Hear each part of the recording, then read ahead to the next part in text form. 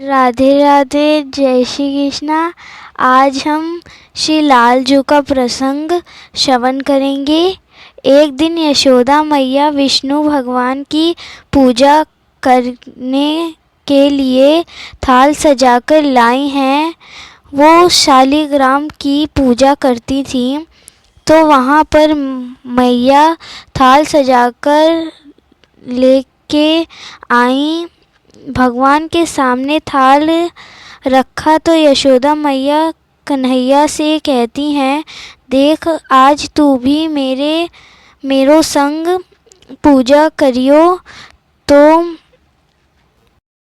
पहले कहे, मैया हमको पूजा करने की क्या ज़रूरत है, परंतु मैया कहती, नाना लाला पूजा तो करनी पड़ेगी, क्योंकि पूजा करेगा तो भगवान तोके सद्बुद्धि देंगे।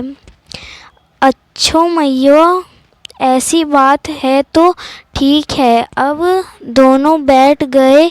जैसे मैया बैठी, मैया को याद आया कि सामग्री तो सारी लाई, लेकिन माचिस नहीं लाई जिससे दिए प्रज्वलित करना है। तो मैया बोली, अरे लाला, मैं तो माचिस लाना भूल गई। अच्छा लाला, तू यहीं पे बैठा रहे, मैं नेक सो माचिस लेके आती हूँ। हाँ, एक और बात, जब तक आऊँगी तब तक कोई शैतानी नहीं होनी चाहिए। अरे मैया, कैसी बात करती हो तुम? मुझको जानती नहीं हो? नहीं, मैं कितना सीधा हूँ, जान रही तब ही तो कह रही हूँ। मैया बोली, लाला एक काम कर, हाथ जोड़, आँख बंद कर। जब तक मैं नहीं आऊँ तब तक भगवान नारायण से मांगता रह, बुद्धि दो, विद्या दो प्रभु, बुद्धि दो, विद्या दो। बस तुझे करना है और कुछ नहीं करना है। तो बोले, मैया तू जा, मैं जैसे तोकू दिख रहा हूँ वैसे ही दिखूँगा। मैया चली गई। जैसे जैसे मैया कही थी कि बुद्धि दो, विद्या, ये तो उसी अड़िग थे, लेकिन पीछे से आया मनसुखा, कहा, और भगत जी क्या कर रहे हैं? तू आधी तूफान को इतना शांत देखकर बात पच नहीं रही है। तो कन्हैया बोले, हमको परेशान मत करो, हमारी मैया कह के गई हैं कि भगवान की पूजा करनी है, बुद्धि मांगनी है, विद्या मांगनी है। बोले, बस बस, तूने बहुत मांग लिए, बुद्धि विद्या क्या करेगा? बहुत विद्या का सब से बड़ी बात पेट पूजा हो जाए तो सारी विद्या अपने आप ही मिल जाती है। कन्हैया बोले, मतलब हम यहाँ से नेक निकल कर जा रहे हैं तो थे, अचानक से मीठी मीठी सी घी घी सी महक आ रही थी। लगा कि मैया ने आज मोतीचूर के लड्डू बनाए हैं।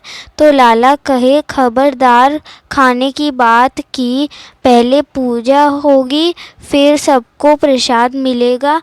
फिर बोले मनसुखा, महाराज, ना लाला, पहले पेट पूजा होगी तभी भगवान की पूजा होगी।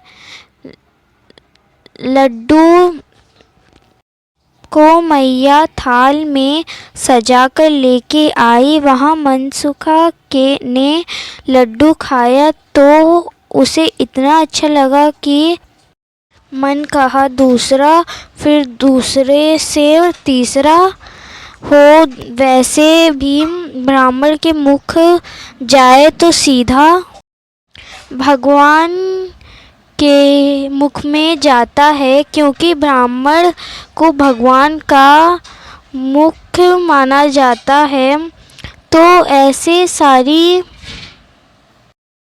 मंडली पहुंच गई और सारी थाल साफ कर दी। एक दाना भी लड्डू नहीं बचा। तभी लाला को मैया के पायल की छन छन आवाज आई। अब एक दम सावधान आ गई मैया। अब ये सब यहीं पर, तो पहले तो इन सबको भगाया। क्या करे, लड्डू तो है नहीं, मैया देखेगी तो मार पड़ेगी। अब क्या करें। जितने भी पत्थर पड़े तो उन सब को थाली में भर लिया। ऊपर उसमें कपड़ा ढक दिया। मैया को तो कुछ दिखाई देगा नहीं, भोग लगाकर चली जाएगी। और हाथ जोड़कर खड़े हो गए। बुद्धि दो, विद्या दो। मैया आई, देखी, कही, अरे कितनो अच्छो लाला हमको मिला है। जैसे छोड़कर गई वहाँ से इधर उधर नहीं हुआ। चल लाला पूजा करें। अब पूजा हो गई। अब आई भोग की बारी। भोग लगाओ। तो मैया बोली, जरा भोग की थाली दे। अब ये थाली दे नहीं। मैया थोड़ा आगे बढ़कर थाली उठाई। तो जैसे उठाई इतनी भारी थाली। मैया बोली, लाला ये इतनी भारी थाली कैसे हो गई? इसमें इतना वजन कैसे हो गया? मैं जब बनाई तो इसमें इतना वजन नहीं था। तो लाला बात बनाने में माहिर, कहे मैया यह लड्डू का वजन नहीं है, इसमें तारो भाव का वजन है।